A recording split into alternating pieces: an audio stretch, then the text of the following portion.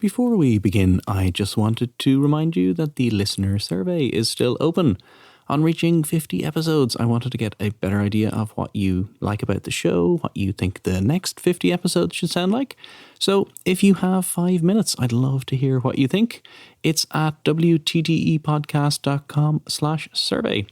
And thanks so much to those of you who have filled it out already. I'm Connor Reid with words to that effect. Stories of the fiction that shapes popular culture. Die Wüste wächst, weh dem, der Wüsten birgt. The desert grows. Woe to him who harbours deserts within.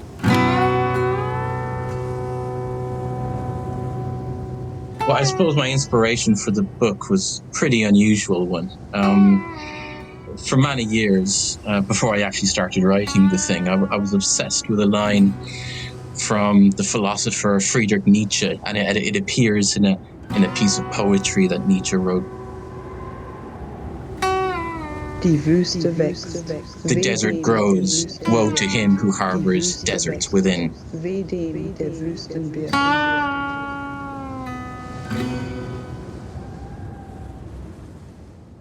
He was a philosopher, but he often wrote in poetic forms as well. So there was this repeating refrain in one of his books, and it was very puzzling and enigmatic to me. And I started investigating it. And what I discovered was that throughout European philosophy from the late 19th century, throughout the 20th century, the desert figures as a motif, a symbol of the exhaustion of the Western tradition, or of Western metaphysics, as philosophers might call it.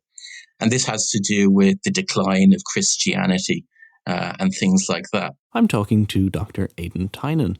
I'm Aidan Tynan. I am a senior lecturer in English literature at Cardiff University. And I've just written a book about deserts and wastelands in modern literature and philosophy. I wanted to chat to someone who had explored all the ways that deserts appear in literature and culture, what the desert symbolises, how it gets represented in the popular imagination. This episode is the second in a loosely connected series on places in fiction and popular culture. Number 1 was Antarctica 2 episodes back, and I have some more locations coming in future episodes. So the topic of deserts is, and this is hardly unsurprising, a large one. An area, in fact, as sprawling and complex and intriguing as the desert itself. But let's give it a go. So Nietzsche was writing about a growing desert representing a decline of Western culture, an apocalyptic image. And the desert as apocalypse is certainly an image that has persisted in art and culture since, which we'll come back to. So that philosophical motif of the desert was what got me into writing the book. I was also fascinated by an idea from the American environmental philosopher Paul Shepard, who argued that the fundamental categories of Western thought were formed on the desert fringes. So in places like the Middle East, North Africa, the Mediterranean, these places which are just on the border with deserts. These were the kind of key places in which Western thought, Western culture itself was formed. And so running throughout Western culture, you have this division between what we might call the desert on the Somme, or the kind of the sedentary notion of place, and then the nomadic desert notion. I mean, this goes back to the Old Testament as well. So Cain, who famously killed Abel, was a farmer. He toiled the land, but Abel was a pastoralist, a nomad. So you have running throughout Western culture this opposition of the nomadic and the sedentary. So there's a tension between the nomadic and the sedentary, the shepherd and the farmer, land which is enclosed and owned and farmed, and land, like a desert, which is wild, unknown and uncultivated. In the quote from Nietzsche at the beginning, Dr. Tynan points out that in the original German, Wüste can be translated as desert, but also as wasteland. And these two words are often interconnected. A wasteland, of course, doesn't have to be a desert, and deserts in turn are very much not wastelands. They have their own complex ecosystems, plants and insects and animals and so on, even if this is not always that apparent to human onlookers. But when deserts are seen as wastelands, it's often in the same opposition as before. The nomadic and the sedentary. Deserts are uncultivated land, useless land. There's a great book called Wasteland: A History by Vittoria de Palma. And what she argues is that in 17th and 18th century Britain, kind of unimproved land that wasn't agriculturally productive, like fens and common lands and things like that, that these were regarded as wastelands. And there was not only an economic, but also a moral and a religious duty to kind of cultivate these areas, to make them productive. There's a line in the Old Testament, build up the waste places. And so that there was a kind of theological motivation, the development of modern agriculture, and that involved the enclosure of common lands and the growth of agrarian capitalism. So out of this sort of wasteland aesthetics emerges modern ideas of agriculture, capitalist notions that, the productivity of the land should be measured in economic terms. So that's the background, or at least a part of it. There's a theological tradition and biblical tales around cultivating land and the nomadic and farming lifestyles. There's a long philosophical tradition of symbolic deserts, a tradition which was itself first formed on the fringes of the desert. And then all of this from a continent with very few actual deserts. I mean, there are some deserts in Europe, in Spain and a few other places, but they're mostly fairly small, or they're only kind of technically deserts in a more limited way. I don't know, if I ask you to think of a desert right now, chances are you're thinking of maybe endless sand dunes in the Sahara or the Middle East, or cactuses and tumbleweed in Mexico or the US. Maybe you're listening to this in Arizona or Chile or Western Australia and you really do live surrounded by desert. But chances are you probably don't. And yet that doesn't really matter at all. As was the case with Antarctica a few episodes back, just because most people haven't experienced a place, it doesn't mean it can't loom large in the public imagination. And in fairness, a hell of a lot more people visit deserts every year than Antarctica. Which, just to confuse things, is actually also a desert because of the extreme lack of precipitation. But let's not go there.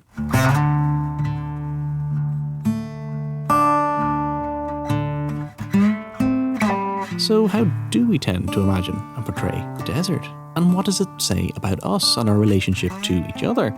And crucially, to the planet we live on?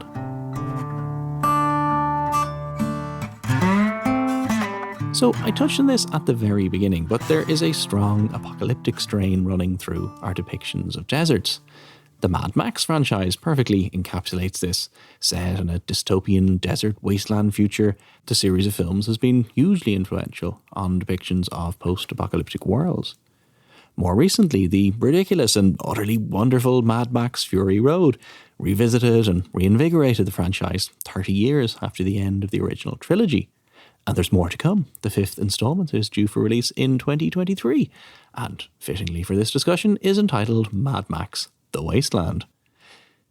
There are many other apocalyptic depictions of deserts which, unlike Mad Max, don't involve fire-breathing, rock guitar-playing homicidal maniacs strapped to grotesquely remade desert vehicles, sadly. Cormac McCarthy's The Road is a novel I've talked about before on this show. It's certainly post-apocalyptic and it's definitely set in a wasteland, although it's not really a desert. McCarthy, however, has written extensively about desert landscapes. McCarthy himself wrote repeatedly about the desert borderlands of New Mexico, the New Mexico border, and he wrote a really for me, one of the great masterpieces of American fiction, Blood Meridian. It's not a novel for everyone. It's probably the most violent and one of the most disturbing novels I've ever read. But it's set in the years around and just after the Mexican-American War, the mid-late 19th century. It tells a story over a few decades of a criminal gang who were committing genocide against the local peoples, the indigenous peoples. And it's a story about how America is founded on violence and bloodshed and genocide. But the desert in that text, the way McCarthy evokes the desert is absolutely astonishing. He uses a kind of a biblical, an Old Testament landscape, an incantation-like language to describe the desert as this landscape of death and despair. And so it's a very much a novel of wasteland, of negative imagery of the desert, but he uses it to symbolize sort of the violence that was at the origins of America. Violence is so often at the centre of post-apocalyptic novels. For survival, for control when power structures have failed, for access to resources. There's obviously that connection in many people's minds between deserts and oil, but the resource that is most scarce is, of course, water. Paolo Bacigalupi's The Water Knife looks at this in a dystopian future where in a drought-ridden, desertified US, each state's access to water is key. The poor scramble to stay alive while the rich live in closed-off arcologies, luxurious, self-contained high-rise buildings designed to conserve and reuse water. Bacigalupi is using the portmanteau of architecture and ecology, arcology, a real-life set of design principles that explores how to create buildings that can have high population densities but very low ecological impact. And in the story, the water knife in question is a person, Angel, or possibly Angel, who is hired by those who own water supplies to sabotage those of their rivals. So, in lots of cases, the desert is post-apocalyptic, and in many of these is firmly in the area of science fiction. My favorite examples are from J.G. Ballard's novels. The Drought, for example, it imagines this future scenario in which a chemical film forms across the world's oceans and there's no more rain and the world just turns into a desert. And the characters are wandering through these sand dunes with like broken down cars and things like that, discarded everywhere. There's another novel by Ballard called Hello, America, which is very interesting to us because it features the 45th American president, who was named President Manson. Of course, he just had the 45th president. He was named Trump, but in Ballard's dystopian future, it's President Manson. And in that future scenario, the deserts that currently occupy the western part of the country have moved over into the east, and the west is now a kind of tropical paradise. So deserts have often featured in science fiction to think about kind of utopia and dystopia and the strangely sort of narrow, thin line between the two. Another great example of that, another great novel is Octavia Butler's The Parable of the Sower. That's set in a future California overrun with wildfires. It's set in the mid-2020s, I think 2025. So it's proving quite accurate and prescient. Then there's all those deserts on other planets. I've talked before on this show about science fiction set on Mars, about the similarities between the Martian landscape and Earth's deserts. Go have a listen to episode 4 if you like, all about the supposed canals on Mars built to conserve water on a planet dying of drought and desertification. It's from this that we get Edgar Rice Burroughs' Mars stories, H.G. Wells' War of the Worlds, and so many others. These stories went on to inspire the likes of Steven Spielberg and George Lucas. And there's another desert connection too. One of the novels I write about in my book is T.E. Lawrence's Seven Pillars of Wisdom. And T.E. Lawrence was better known as Lawrence of Arabia. He was a participant in the Arab Revolt during the First World War, in which essentially the British forces drew on the support of the Bedouin tribes of the deserts of Jordan and Saudi Arabia and places like that to fight against the Ottoman Empire and the Germans. And Lawrence wrote this famous account of his experiences. But it was filmed as Lawrence of Arabia by David Lean in 1962, I think. And that had a huge effect on Steven Spielberg. And also other filmmakers of that generation, like George Lucas. And so when you get the scenes of the desert planet Tatooine in films like Star Wars, or when you get the deserts in the Indiana Jones movies, what you're seeing there is the influence of Lawrence of Arabia on these filmmakers. And Lawrence of Arabia's music was by the renowned film composer Maurice Jarre in his first film score. He later went on to score lots of science fiction films, including the third Mad Max installment. Look at all those desert connections. And of course, if you're talking about desert science fiction and about influences on Lucas and Spielberg and practically everybody else, you have to mention Frank Herbert's 1965 novel Dune and its numerous sequels. It's a story in which warring factions vie to gain control of the dangerous desert planet of Arrakis.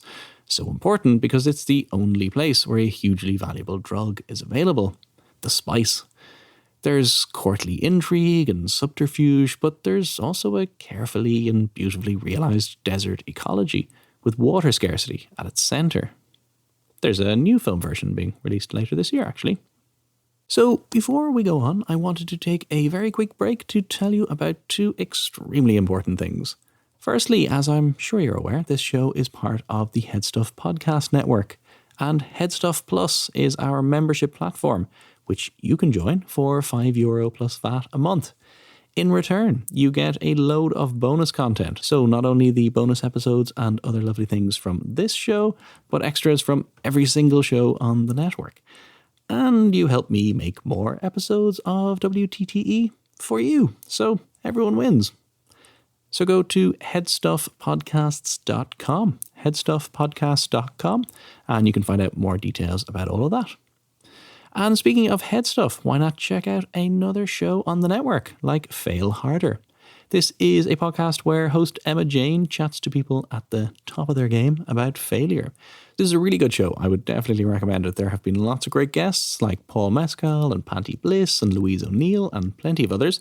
And season 3 has recently kicked off.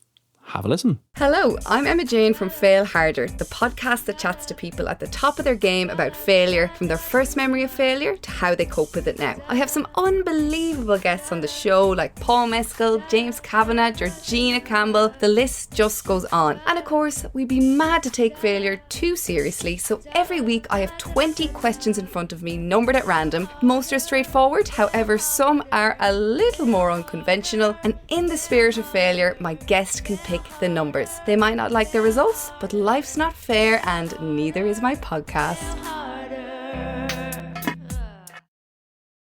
So looking at all of these texts, and there are plenty more, Dr Tynan and I chatted about Don DeLillo, Margaret Atwood, Claire Vay Watkins, and a whole host of others. But you'll have to read his book to get more on that. But it got me thinking about what, if anything, all of these works have in common. Are there any ideas that run through most or all desert fiction, whether science fictional, post-apocalyptic, or more realist? Yeah, I mean, I guess what crops up again and again is this idea that we can lose the world can collapse completely, but that it can also be remade anew. So you have this disappearance and reappearance of the world. The world is, only what we've made it, and we can make it anew. So often, in the desert landscapes of fiction and popular culture, especially in American popular culture, you have this idea of the desert as offering a kind of salvation, even if that involves suffering. So you get ideas of death and rebirth definitely throughout a lot of these texts. But you also get ideas of changing our perception, learning to perceive things anew and relearning what a place can be. And what place and space are. And I guess that's a lot of it's down to sort of hallucinatory perceptions that you often find in desert places. Utopianism and dystopianism, remaking the world, a salvation from the everyday, a place outside society to perceive things anew. Personally, I kept thinking about one place. So when did you go? So I went to Burning Man in 2016. This is Maeve Connellan, a friend of mine. I literally know nothing about it. So what's the deal? How do you even get there, or how does it work? So Burning Man is pretty much a 9-day festival in the desert in Nevada. But it's quite interesting because people would say, actually, it's not a festival. It's a recreation of a city. And the main area that it's in is in a place called Black Rock City. And it's based on a load of different kind of principles of, well, first and foremost, 100% leave no trace. So you come create this massive big city that has everything you need.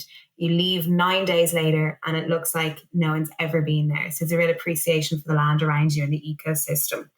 But that's kind of the first thing. But it's mad. It's people don't just go to Burning Man. Like there's a lot of people and they live this Burning Man culture and they have that in their lives and they're real burners and they kind of take the principles of Burning Man like in their day-to-day lives, which would be things of radical self-reliance is the first one, radical inclusion, so including people in everything you do, radical, it's all radical, self-expression, and then it's all built around community. So it's like a community where everyone is the friendliest people you will ever meet are at Burning Man. Everyone is so nice, they're so inclusive, they're so friendly. And it's kind of this idea of participation and self-reliance, which means that people bring the fun. So you don't have like, you know, a huge amount of acts that promoters bring in and play. Like people bring the fun themselves, and it's how you participate within the culture of Burning Man. And plenty of people participate with the culture. 70,000 people go. It's huge. Like the playa itself is massive and everyone goes around on bicycles. And obviously there's no electricity or plumbing. So everything is complete self-reliance. There are portaloos and toilets there and they're actually so well maintained. But there's no electricity. So you have to, at nighttime, it's incredible. So you have to light yourself up, you and where you stay in your camp.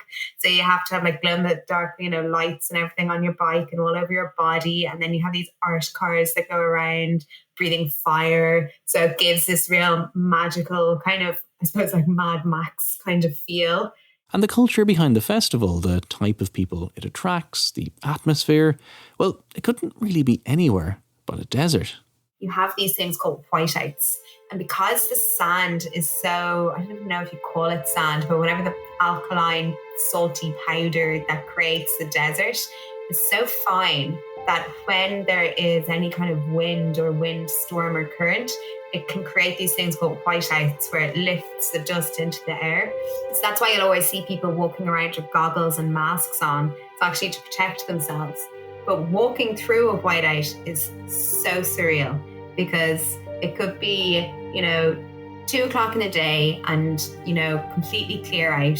And then 5 minutes, you're walking through the desert and then it's completely white. And there could be 500 people around you, but you can't see one of them. You don't know where anybody is. And it's like walking through a cloud or something like that. So that's pretty spectacular. Could it work elsewhere? If you had, where else is there that expanse of open land? I think it's the feeling that you're kind of completely away from the world, if that makes sense. That kind of makes it so special. You feel like you're so far away from your own day-to-day reality. And it is that kind of how that all acts around you creates the kind of intensity of the culture, I suppose, it's in it as well.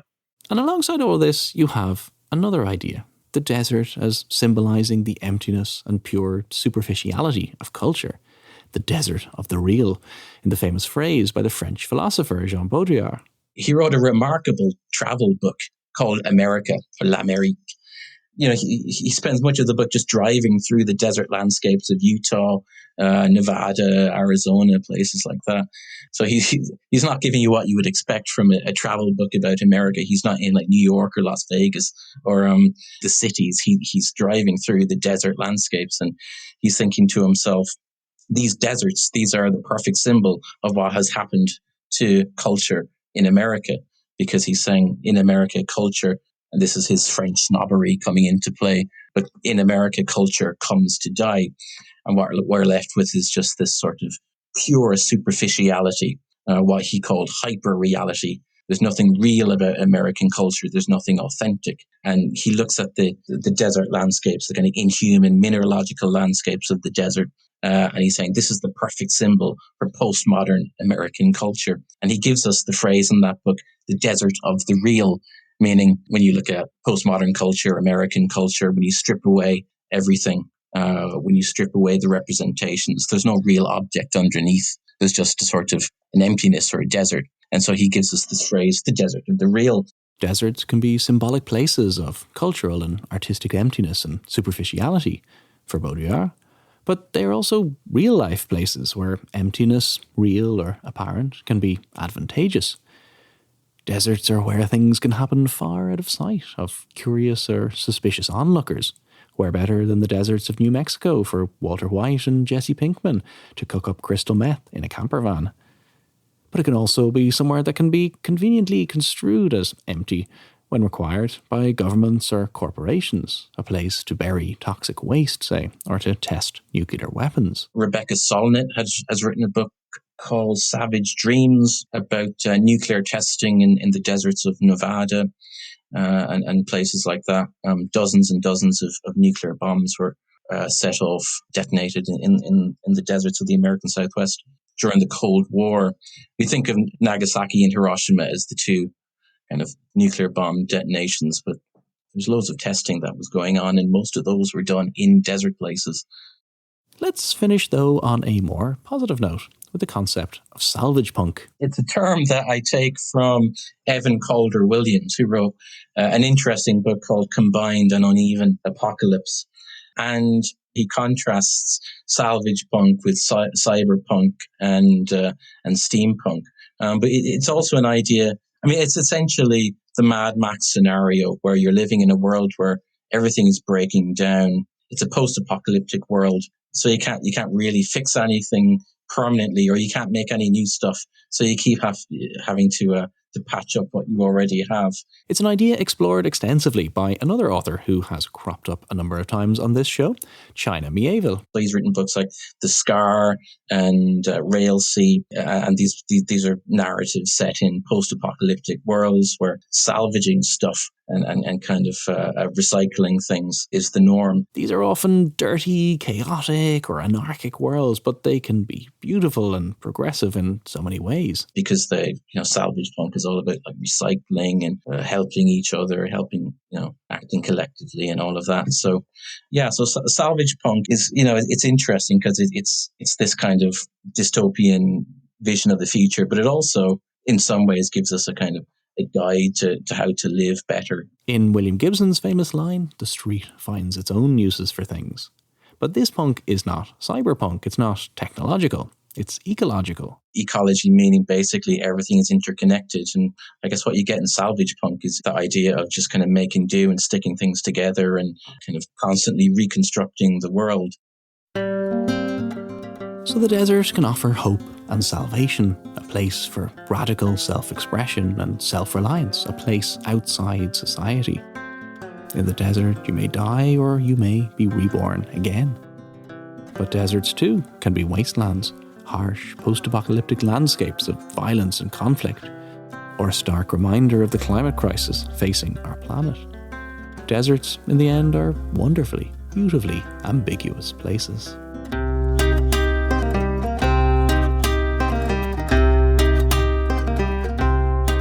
That's it for another episode of Words to That Effect. Thank you so much for listening. Special thanks to my guest this week, Dr. Aidan Tynan. His book is out now, and if you'd like to know more about all of the areas we covered today, and obviously lots more, I'll put links to the book on the Words to That Effect website, which is wttepodcast.com. Thanks also to Maeve Connellan for chatting to me about Burning Man. And also to Maria, who was the German voice of Nietzsche. You can follow the show at Words to That Effect on Instagram and Facebook, and follow me on Twitter at CEDReid, CEDReid. You can get links to all sorts of things and previous episodes and, well, everything you'd like, really, on the website, wttepodcast.com. You can find a link there to support the show on Headstuff Plus. And, of course, there's that survey, wttepodcast.com/survey. See you next time.